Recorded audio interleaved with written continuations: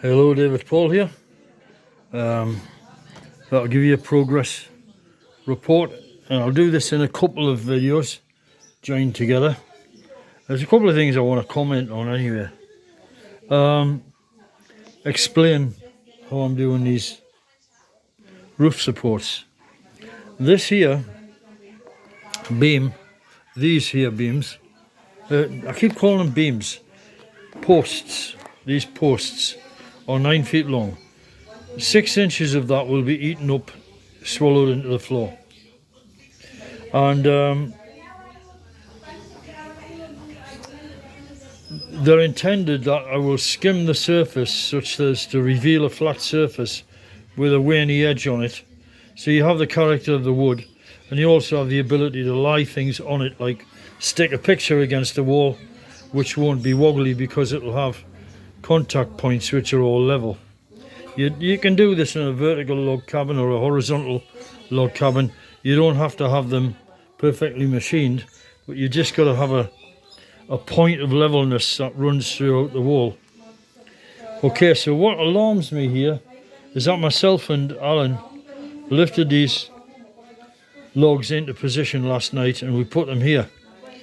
And then what I will wake up this morning to find, I find all these powder patches here all over the place. So those damn critters are out again. And I got to do something about that soon. Certainly before I go back to England, because otherwise it'll just be eaten to hell. Now, one of the problems with working with trees, with wood, basically, timber is machined up wood into standard grades. Wood is the stuff that comes off trees, and that's what I work with. So this has been cut by the guy in the forest. I didn't machine this, and he has cut the back of this. If you have a look at that, it's all level except for at the ends where it turns up, and likewise on the other one where it turns up in the other way, so it turns up in the middle. So what does one to do about this? Well, the answer is that you just have to accept it and incorporate it or hide it in the design. So this side here will be at the back of the interior of the cabin, so it's on the inside of the paneling, if you like, and you won't see it. So that irregularity doesn't really matter, but ultimately the flatness on the face will matter. And as I'm talking here to you, I'm just having an idea about what I should do about this, because I just realised that, in all honesty, there's just no point in doing this until the house is stood for some time. Because what's going to happen is the minute I flatten these faces, there will be something happens, and it'll knock these out of line. They will dry in a different direction. Now I have to reflatten them again, and each time I'm flattening them, I'm reducing the thickness. I've got to take the bare minimum off the face of these woods. So that's those two first ones. They are 9 feet long. 6 inches of it will be buried in the floor, and another 6 inches at the top will have a notch in, which will take the first beam.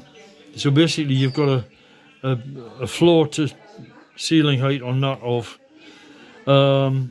8 feet, which is good enough. It's good enough for the low part of the ceiling. So now I'll show you how I've been doing these things. Now we move on to something much longer. This thing is 10.5 feet long, and this is the middle size, not the tallest. The tallest one is over there, that long one there. That's around about 12 feet. So this thing is 10.5 feet long.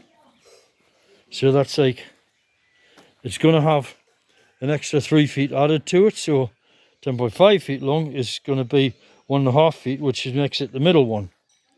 So the method I used to make this is just a killer. Honestly, working in this heat at 82% humidity. Fortunately, there's not much sun out today. It's well, it's bright and sunny, but just not bare sun. In Portugal, you wouldn't have the clouds. You'd have to put up with it. So don't ever try and do this in Portugal, because you'll just fry yourself. So there is the cut. Although in Portugal, the sun is very directional. So if you step out of it, of course, you just feel a lot cooler. You're not in the direct sun. Okay, that's that brushed off. So what I did is I used the small router over there, along with this track thing that I've built and I showed in a previous video. And I lined it up, and I've cut the short beams are 7 inches wide. These ones are 7.5 inches wide. What you have to do is you've got to extract from the short post, rather, extract from the post a parallel piece that runs up and down, whatever the thickness that may be. And then you just prise it off at the edges, because so you've cut it with the router to make a mark in there, and that allows you a groove to clearly follow, and you just ride along in that groove with your circular saw. So then you've got a cut into the wood, and I could leave that on if I wanted to. I don't have to actually remove it, because what I can do is I can just leave it on and erect the thing with all that on, and then break it off later at a later date while it's assembled. But I'm not going to do that. I'm taking them off because I want these woods to be as small as they can be for what they are, so that they can dry better. Although leaving it on would protect the edge. So this is the reverse, and then a rounded part's at the front. That's broken off cleanly. It's left this ridge here. I can't see my hand in the camera, but I hope you can see that. It's left this ridge here, which can then be machined off. Well, can either be knocked off with a chisel or machined off with a planer, and that's it basically. So then at the top end, I have these cross cuts at both ends to take off. The saw doesn't go right the way through, so I'll take the chainsaw to them and take them off. And then a notch gets fitted into here where the roof beam fits. So I've now got 3 posts done, but I've still got another 3 left to do. The really long ones over here. But it's getting better all the time, because I'm getting more space to work in as stuff is getting fabricated and taken away.